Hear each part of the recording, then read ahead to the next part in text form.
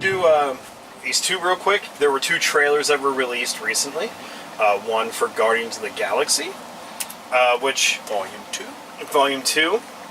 I was fine with the trailer. I was just like, we're gonna go with this oldies music angle again. Like, I feel like that was the one thing where they're like, this is brilliant. People bought that album we put out. Yeah, I like the mixtape. But if you go, you've heard all of it before. If you go back on it now, though, it makes it seem like we actually didn't want to do this. This way. We wanted it to be this way, and that's why this is the movie is this way. We just thought it's a safer route to give you the music that you know. But I just wish they would use a new oldies song. Well, yeah. Like, they're going to keep Ooga Chaka, because you can't take that out. They need that. I mean, how I know it's not. I mean, how great would it be like that? They had that serious trailer, all that stuff going on. They were playing Under the Boardwalk while it was going. Or Bad Moon Rising, or something, That's what I'm saying. They'll probably have new tracks that are from like the 80s. Yeah. Well, one of the interesting things about that, I've heard, like, as far as the first movie and the songs go, is you heard them before, but they're not songs that got played a ton. And like stuff you wouldn't expect to be in an action superhero film, so it was like really different. Like, definitely out there. And they did a really good job. Yeah, absolutely. Well, just do it. But I knew they were going to do that again because they can sell more albums. Oh, they definitely will. And there's going to be people walking around with like cases that are shaped like cassette tapes. Yeah. Because they're, what's the word that Fred likes to use? Millennials. I like hipsters. It's the same damn thing. Hipsters are a little worse, I think. Yeah. They didn't give up yet. Yeah, the trailer, it doesn't give you much. It gives you pretty much what you're, Honestly, I prefer that. Because nowadays, you get a trailer, it's like, hey, look at 90 spoilers, have fun, trying to decode what we're trying to tell you. Well, and we discussed it a little bit in the car. There's the part in the very beginning where Gamora is running at something, and you see like some tentacles. There, like and like I said before, I don't remember the name of the fucking creatures. It was in the books and stuff, but there's these creatures that they kind of look like they have almost like a head of something reptilian, and their bodies is made of tentacles. Okay. I have a feeling that might be like Malboros. Almost, yeah. That might be one of the main villains of the thing. Like, maybe not the main villain, but one of the main villains is those things they have to overcome. But in that scene, they're in some kind of room, and there's this giant fucking, like, yellow orby contraption that kind of looks like the sacrifice ball from, like, 13 Ghosts remake.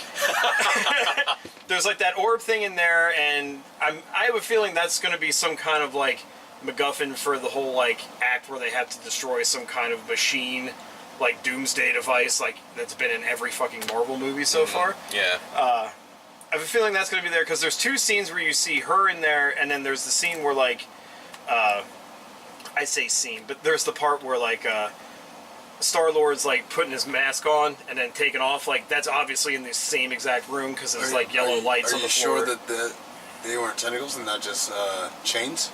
It's not Vince McMahon. He's not in this movie. I'm watching the trailer right now. No, because she actually walks up one of them and jumps off of it. She clearly does. Anyway, yeah. So, there's that. I picked like up on that. Quarter second. Yeah. So, and obviously there's going to be Baby Groot, because you see that. There's like Rocket shoots a hole through somebody. Well, first of all, if they didn't do that, where are they going to get their money? Yeah. Yeah. No one's going to go watch the movie. They're just going to buy the billions of tiny Groot dolls. Funko Pop's like, oh my god, we can resell the same fucking mold again. No, what they're going to do is they're going to get a Rocket Raccoon one and then put the little Groot in the backpack. Yeah. And they're going to shut the fuck up. Every fucking shit. He's so loud right now. Biggest Groot fan. Yeah. Mr. Miyagi. Yeah. Like, honestly, this is the loudest I think he's ever fucking been. What do you want? No. He is. And it's time on camera. Getting thrown out of the room. Dude, we gotta get a bouncer, man. I guess I had to get one of those fucking baby doors that you put across. He'll just jump over it. Over that. Nah, I gotta get like a bounce 6 feet high. You hire Goldberg, the cat comes up, doesn't have the right paperwork, he gets He's speared. just Goldberg's there with a clipboard like, not on the list. Cat tries to get in, spears the cat right out the house. And then he's just there like, and then here comes Brock. It's like, I believe he is on the list. I'm like, oh my god. Dude, I do not want to be in the middle of that. And we're stuck in here. Yeah. One of us is going to die. Anyway, back to the Guardians of the Galaxy trailer. Yeah. Man. So, yeah, it looks very promising. There's also a scene where they're both, like, walking, like, towards the camera, and, forgive me, I can't remember the name of the character, but it was who basically is his somewhat adoptive father in the first movie. Kurt Russell. No, it wasn't Kurt Russell. It was the blue guy who had the thing he could summon by whistling at it. I can't remember the guy's name, but he's walking with them. So I'm assuming in this one they have some kind of like scrub, like they have some little like scruff, and then they make amends, and he helps them. It's either that or it's one of those like, this is a greater enemy than you and I, so we need to work together through this, like that kind of thing. But it fucking looks interesting. Like, Guardians of the Galaxy to me was one of those movies that I thought wasn't going to go over that well.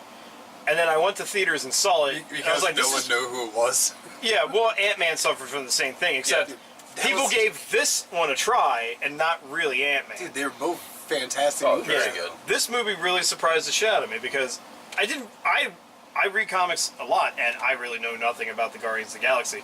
Not this group of them, really, but like, I wasn't expecting much, and I was entertained the whole fucking time. Yeah. There were stuff in the world, though, that I wish I knew a little bit more about.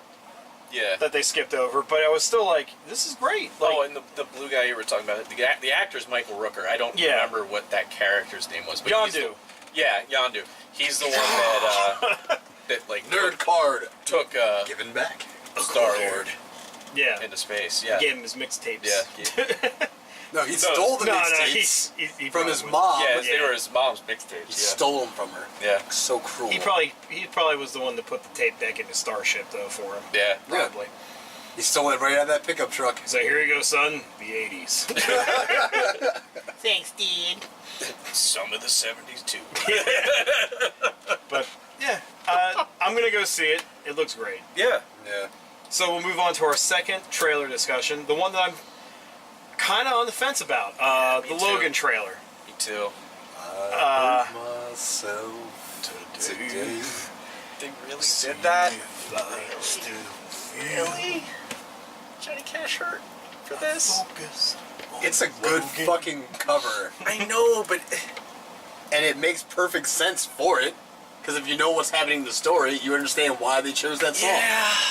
You were being really fucking, like, negative today. You're not me today, are you? Good. Because no one should be me ever. I don't know. I just kind of, when it came on, I'm like, really? What would you prefer? No music in the trailer. I prefer, Would you prefer I've Been that? Everywhere, Man. Would you prefer Personal Jesus by, Depeche Mode? Yeah. Well, he covered that too. Johnny Cash covered that too. And that was better than Depeche but- Mode. yeah. But we're not here to talk about Johnny Cash. He's not in Logan. He could be. They brought him back to life just could for this be. movie. He's playing Logan. It's Joaquin Phoenix who thinks he's Johnny Cash. Stop it. Joaquin Just going by this trailer, though, I don't know exactly what really direction they're going in here, because it kind of looks like they are taking some liberties with Old Man Logan, because there's like, it looks post-apocalyptic. He's living in what looks like a giant, like, water wheel. No, He's nursing a dying. it's that like Patrick giant those Stewart. spools that they put like wire The around. cable spools, yeah. It's a giant one of those. It's like he's in some sort of like rundown industrial park with Patrick Stewart. Yeah, and Patrick Stewart's not doing so hot. Yeah, he hasn't shaved in a while. It looks like, they're taking the liberty of, like, Old Man Logan's powers aren't as strong because he is bleeding. Yeah, he's like, the losing. scene where he's putting his shirt on is, like, fucking he's shaking real bad, putting it on and everything. Like, I like that idea. But then they're bringing in this little girl angle, and I'm like, what the fuck is that? She's supposed to be like the new him. Yeah. Yeah, so I'm thinking, is that supposed to be X-23? Which you killed in the first movie, by the way. No, wait, no, it wasn't it. No, I'm sorry. No. I fucked that up. It was Mystique. Yep. But, yeah, I fucked that up real bad. I think I put her there for some reason, though. But, Jennifer Lawrence? no, X-23. But I think, yeah, that might be where they're going with it. Like I said, I wish he was fighting the Hulks. I really do. That would have been cool. The Hulks? Yeah. You really want Planet Hulk? You really No. want Planet Hulk? Did you read Old Man Logan? I did not yet. My sister Okay. was telling me about it, and I'm upset that I haven't got a chance to. In that world, there's a gang called the Hulks that are basically the ones running the show because it's a family of people with the Hulk's powers. It's a bit ridiculous.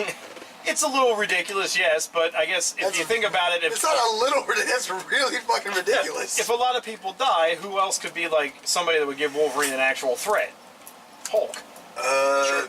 And a whole family of them. So He's already dying. You don't really need much to stop him. Just shoot him a bunch. Yeah. He's dead. But I don't know. If Fox wasn't making this, Dude, they do terrible fucking jobs. I might have a Could little. you have imagined like, what that Fantastic Four would have been like had Fox not had their hands in it? Their greedy little fucking hands? Just give fucking Disney the I don't know rights. if I'm blaming Fox directly for that one I either. am. If it was the same director, I think the same outcome would have came out of that. No, because if it was Disney, they would have been like, I understand you have your idea, but look here.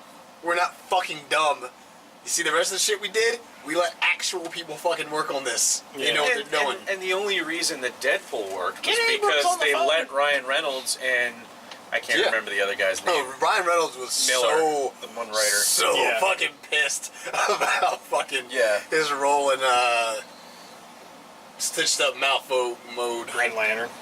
Oh, you mean the Origins? See, Wolverine. Green Lantern, yeah. he was annoyed. I don't think he was really upset, but he was definitely annoyed by that. But he was more really upset by his Deadpool role in Well, yeah. It wasn't Origins Deadpool. because it's like you're still paying me for this, but this is a fucking terrible You showed idea. up And they were looking- like, shh, shut up. It was like